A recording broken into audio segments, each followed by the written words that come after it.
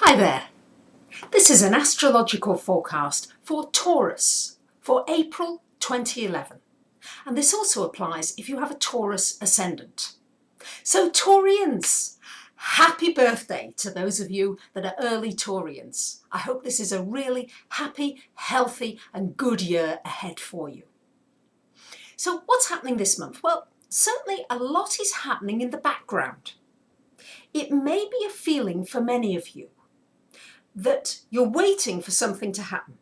Almost like you're hovering, you're on hold. You're not quite sure where you're supposed to be going or how you're supposed to be doing it, but you know something's coming, but it hasn't quite arrived yet. That may be the feeling that many of you have. Also, it's going to be very important with many of these planets now in your 12th house. This is really the time for you to be thinking about what's my life about? Why am I here? What is my purpose? All these kinds of questions as well for you to be thinking about as well. How can I help others? What is my greater meaning here? It will be arousing greater compassion in you. Certainly with the events that we're seeing around the world, people's compassion has been aroused, but this will be stimulated especially for you, Taurus. You'll be thinking about ways, because Taurus, you're very practical. You'll be thinking about ways, practical ways that you might be able to help. Very tangible ways, could be financially, but very tangible ways that you may be thinking of that you want to contribute to humanity in a way, in a bigger scale.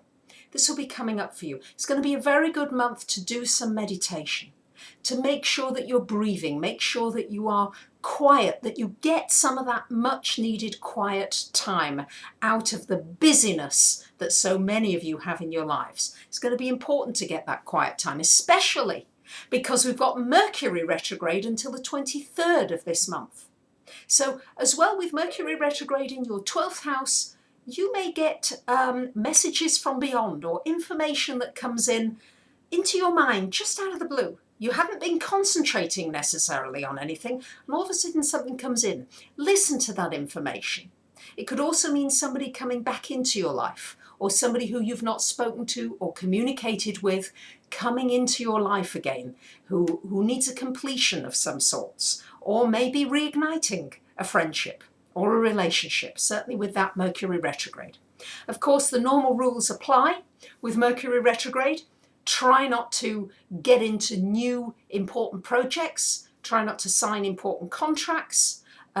Just try to make sure that your computer is backed up and updated, that you get repairs done. And it's a great time, of course, for completing things that you've already started. A lot of clients often get worried, oh, it's Mercury retrograde. And I say to them, well, did you already start thinking about this? Or have you already started working on this? And many of them say yes. And I say, well, look, Mercury retrograde is going to be a great time to complete it. So don't worry too much about the Mercury retrograde, because boy, there's so much else going on that is bigger in the heavens and the planets right now than this little Mercury retrograde. So don't get too upset or involved with the Mercury retrograde.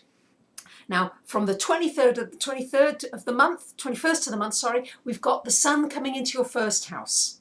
So Taurians, that would be a time to do something nice for yourself.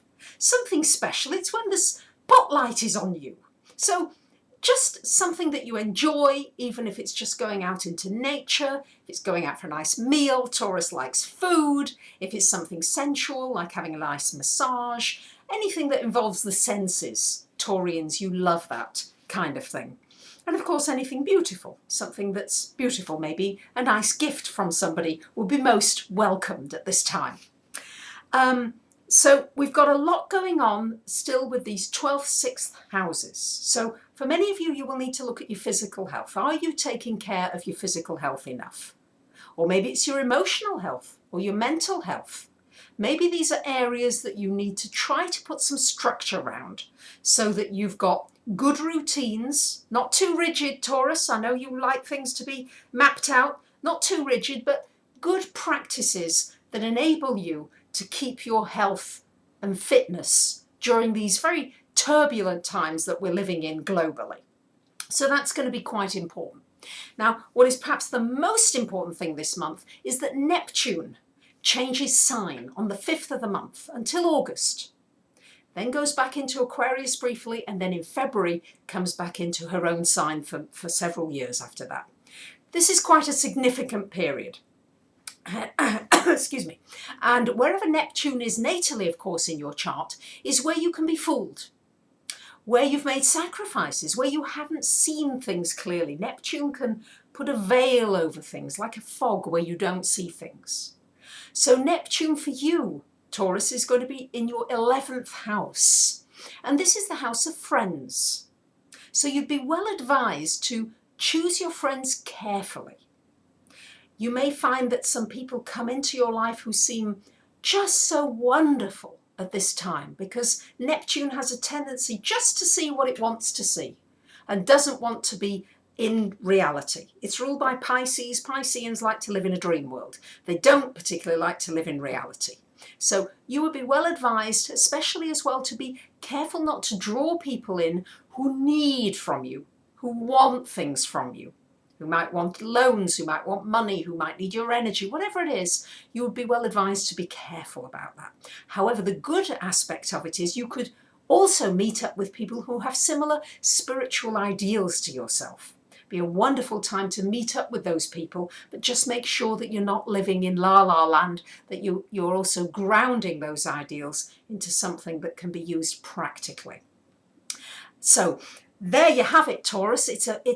We're living in big times. These are big changes in the planets, in the big planets happening.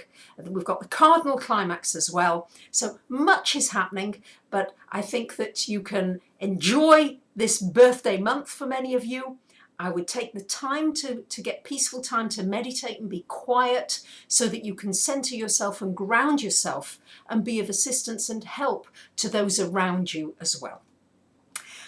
So I thank you very much for listening, and I'll see you again soon.